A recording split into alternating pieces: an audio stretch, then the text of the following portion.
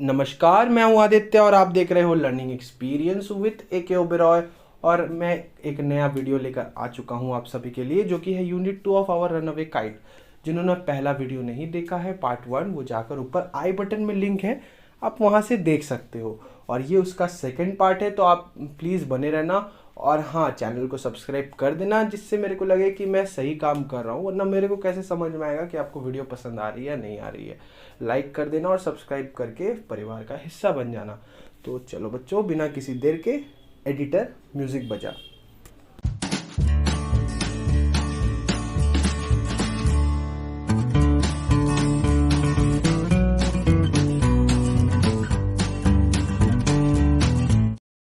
तो देखो, last time हमने कहानी कहाँ पे एंड किया था कि जो दोनों भाई बहन हैं वो लोग ये पूछते हैं कि अपने पापा से कि हमारा परिवार एक क्यों नहीं है, हमारे बाकी रिलेटिव्स का क्या हुआ। तो उसके पापा बहुत सैड रहते हैं और कहते हैं कि ये सब में मेरी गलती है। तो यहाँ से अब कहानी हम लोग कंटिन्यू करने वाले हैं। पहला वीडियो देख लेना, और ये मैं बता देता हूँ कि इसके क्वेश्चन आंसर्स भी आएंगे, क्योंकि आपके कमेंट्स मैंने देखा और मेरे को लगा कि आपको क्वेश्चन आंसर्स की भी ज़रूरत है, तो मैं आपके लिए क्वेश्चन आंसर की वीडियोस भी लेकर आऊँगा। इसके जो थर्ड पार्ट है उसे भी मैं अपलोड करूँगा, उस पर क्वेश्चन आंसर्स होगी और ग्रामर की वीडियोस भी आएगी। तो टेंशन मत लेना, परिवार का हिस्सा बनो और हमारे साथ आगे फ्री में इंग्लिश क्लास का मज़ा उठाओ। तो it is always lovely on the big half moon in summer. तो बिग हाफ मून आइलैंड में समर के टाइम में बहुत ही मज़ा आता था। When it is fine, the harbor is blue and calm।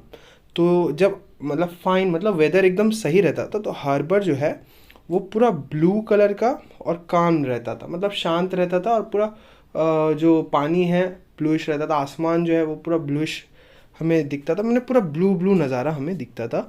With little wind and ripple, हवा का झोंका भी चलता था, विंड भी और रिपल। रिपल मतलब क्या, जो छोटी छोटी लहरें उठती है उसे कहते हैं रिपल। तो उसके बाद क्या हुआ, every summer we had some hobby. तो हर समर में हमारी कुछ हॉबीज़ थी। जैसे कि जो last summer before Dick and Mimi came we are crazy about kites. तो डिक और मिमी के आने से पहले, देखो डिक और मिमी जो है उसके रिलेटिव्स के बच्चे हैं। हाँ, वो अभी तक यहाँ पे एंट्री लिए नहीं स्टोरी पे। वो बता रहे, नरेटर बता रही है कि उनका एंट्री होगा, लेकिन उनके एंट्री से पहले इस कहानी में क्या हुआ कि उन्हें उनकी हॉबी थी। क्या हॉबी थी कि we were crazy about kites, उन्हें पतंग उड़ाना बहुत ही पसंद था। A boy on the mainland showed Claude how to make them. और मेन लैंड में जो एक उसका दोस्त रहता था, वो उसे बताता है कि कैसे पतंग बनाया जाता है। ठीक है। Back on the island we made plenty of kites. और जब वो लोग यहाँ पे चल जाते हैं वापस अपने आइलैंड में, जब चल जाते हैं समर में, तो वहाँ पे उन्होंने बहुत सारी पतंगे बनाई थी। Claude would go around the other side of the island, we would play shipwrecked mariners signalling to each other with kites.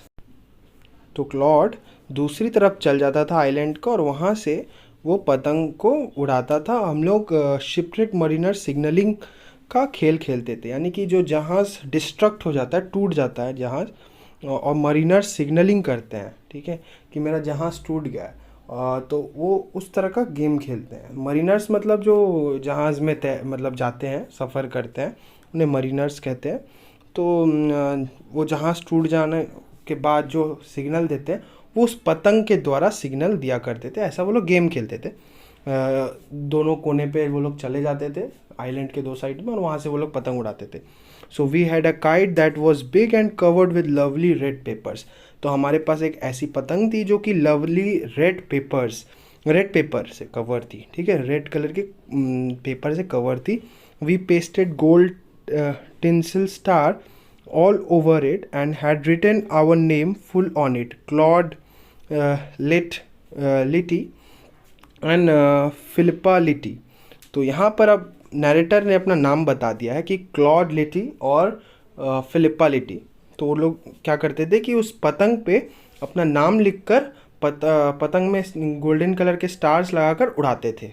और वहाँ पे ये भी मेंशन करते थे big half moon light house. वहाँ पे वो लोग अपना एड्रेस भी मेंशन करते थे कि हम लोग big half moon light house से है। ओके, तो इस पैरा से हमें ये समझ में आ गया है कि नैरेटर का जो नाम है वो फिलिपा लिटी है।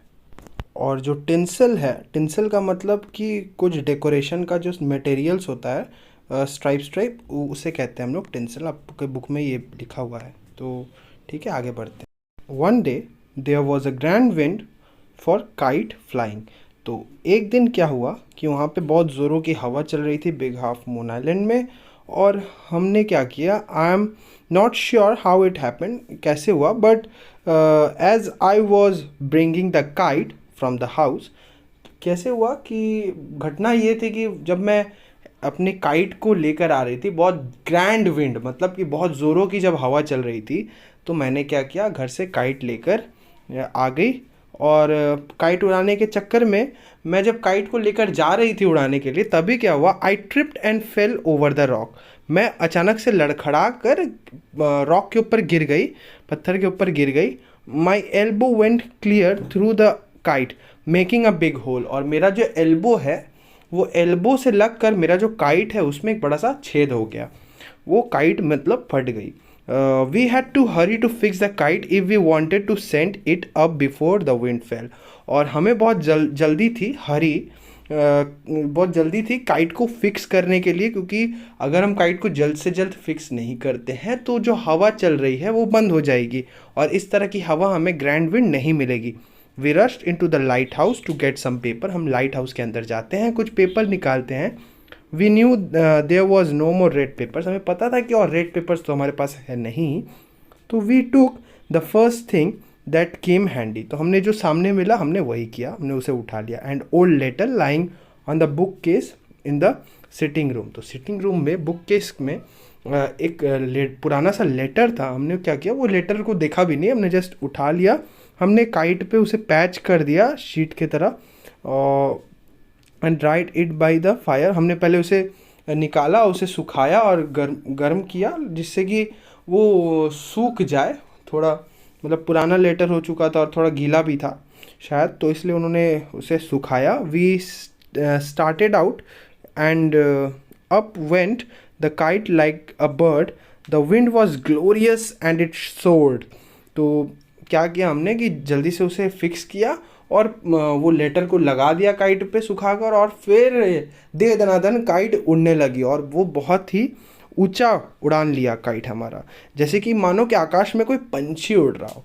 ठीक है, उस तरीके से हमारा काइट उड़ गया। Was glorious and it sword. Sword मतलब वो और आगे बढ़ता गया। और इसकी परफेक्ट मीनिंग जानने के लिए भैया डिक्शनरी खोल लो, देख लो। इस लाइन में तो यही बता रहा है, सोर्ड मतलब कि बहुत ही ऊंचा ये उड़ गया। ठीक है, मैं चैप्टर से रिलेट करके आपको मीनिंग बता रहा हूँ। All at once snap and there was Claude standing with a bit of cord in his hand. Look foolish, your kite has sailed away over the mainland. और एक स्नैप में मतलब एक ही बार में, मतलब अचंभित कर दिया हमें। हम लोग खड़े थे और मैंने कहा कि क्लॉड को, अरे गधे, ठीक है अरे बेवकूफ़, देखो वो काइट बहुत दूर चल जा रही है, वो अब तुम्हारे हाथों से निकल जाएगी, वो मेनलैंड की तरफ चल गई है। तो यहाँ पर नैरेटर ये बोल रही थी कि जो काइट है वो अब बहुत ही दूर जा चुकी है उनसे, अब वो मेनलैंड की तरफ जा चुकी है क्लॉड की एक गलती के कारण। ठीक है, पहले तो वो बहुत बढ़िया तरीके से आसमान में उड़ रही थी, लेकिन अब बहुत ही ज़्यादा दूर निकल चुकी है और हम उसे अब वापस नहीं ला सकते हैं।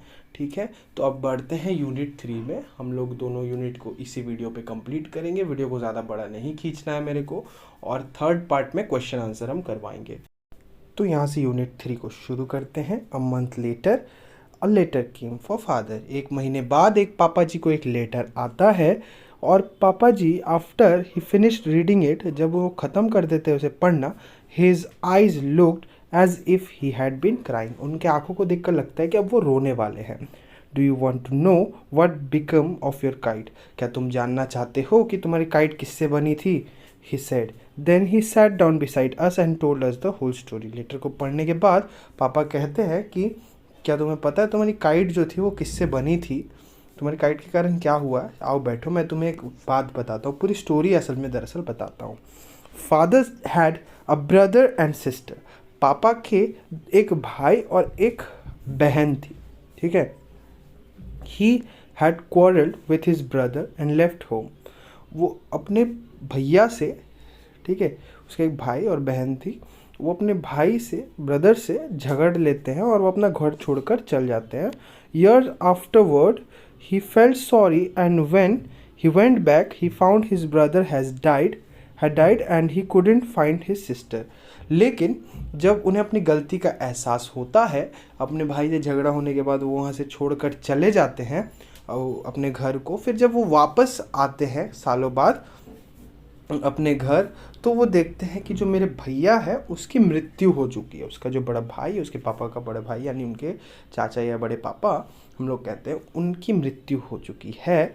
और and he couldn't find his sister, और उससे अपनी बहन नहीं मिल रही है। उनकी जो बहन थी वो उन्हें नहीं मिल रही है। भाई का तो डेथ हो गया और बहन पता नहीं कहाँ चली गई। The letter father had just received was from his sister aunt Esther, mother of Dick and Mimi. तो उसके बाद पापा बोलते हैं कि ये जो लेटर है मेरे को मिला है, ये मेरी बहन के तरफ से है, मेरी बहन मुझे मिल गई है, ठीक है। तो अब कहानी सुनो अच्छे से। तो ये जो लेटर रहता है वो आंट ईस्टर के तरफ से आता है, जिसके 2 बच्चे हैं, एक है डिक, एक है मिमी। She was a window who lived hundreds of miles inland. तो वो एक विडो है, विडो जिनका हस्बैंड मर चुका है। तो जो उनकी बहन है उनका पति मर चुका है और वो एक विडो है जिसके 2 बच्चे हैं, डिक और मिमी। और वो लोग 100 माइल्स दूर यहाँ से रहते हैं। One day when Dick and Mimi were out in the woods, they discovered the kite on the top of the tree and carried it home.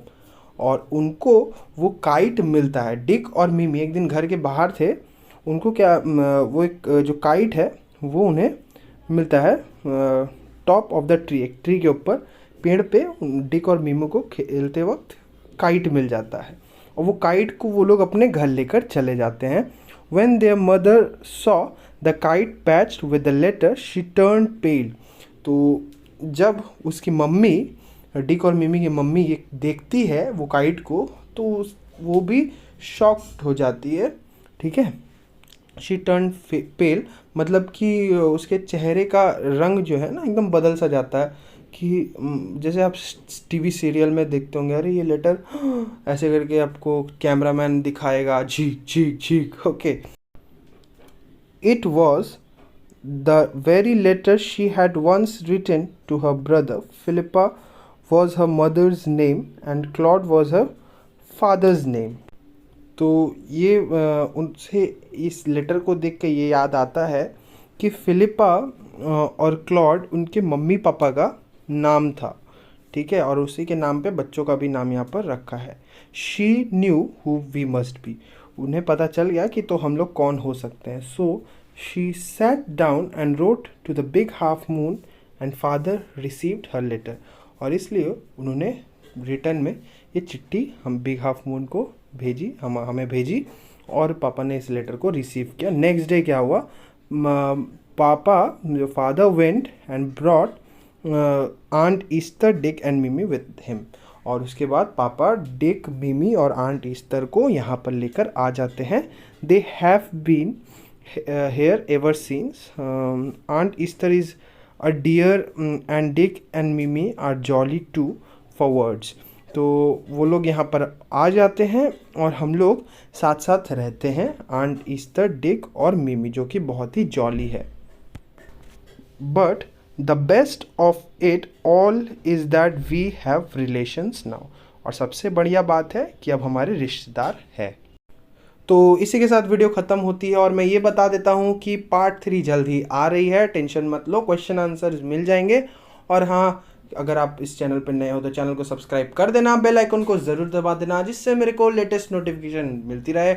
Video को लाइक करना अगर वीडियो अच्छी लगी हो, और बच्चों इस चैनल को सब्सक्राइब कर दो यार। आप में से 98% लोग नहीं करते, सिर्फ 2% बच्चे करते हैं। बहुत बहुत सही करते हो बच्चों, जो 2% है, दिल से रिस्पेक्ट है आप लोगों के लिए। ढेर सारा प्यार, धन्यवाद। तो चलो मिलते हैं अगली वीडियो पे, तब तक के लिए बाय बाय।